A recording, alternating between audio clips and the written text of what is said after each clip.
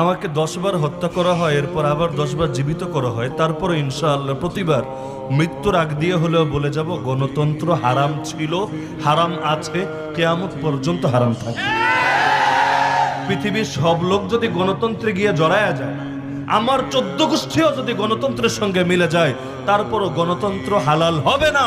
যেটা আল্লাহর কোরআন দ্বারা হারাম, যেটা নবীর হাদিস দ্বারা হারাম, সেটা চিরকাল হারামই থাকবে। কেউ গ্রহণ করুক আর না করুক, তারপরও সেটা হারাম হারামই থাকবে।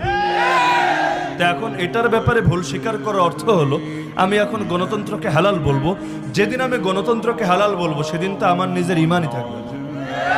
আর আল্লাহ না করুক কোনোদিন যদি আমার মুখ থেকে এমন কোনো কথা বের হয়, সবাইকে সাক্ষী রেখে বলে যাচ্ছি, কোনোদিন আল্লাহ না করুক, আল্লাহ না করুক, আল্লাহ না করুক, যদি এই জাতীয় কোনো কথা বের হয় যে আমি কুফরের পক্ষে দালালি করা শুরু করেছি, আমাকে ত্যাগ করবেন, বয়কট করবেন। ইমাম ইবনে তাইমিয়া রাহিমাহুল্লাহ যেমন বলেছিলেন, তোমরা যদি দেখতে পাও আমি কোরআন মাথার উপর নিয়ে মঙ্গোলীয় তাতারি বাহিনীর সঙ্গে মিলে গিয়েছি আর ওদের সঙ্গে ওদেরকে সাহায্য করে আমি মুসলমানদের বিরুদ্ধে যুদ্ধ চালাচ্ছি, তাহলে তোমরা আমার ইসলামের দুশমন মনে করবা, আমাকে তোমাদের তীরের লক্ষ্যবস্তু বানাবা।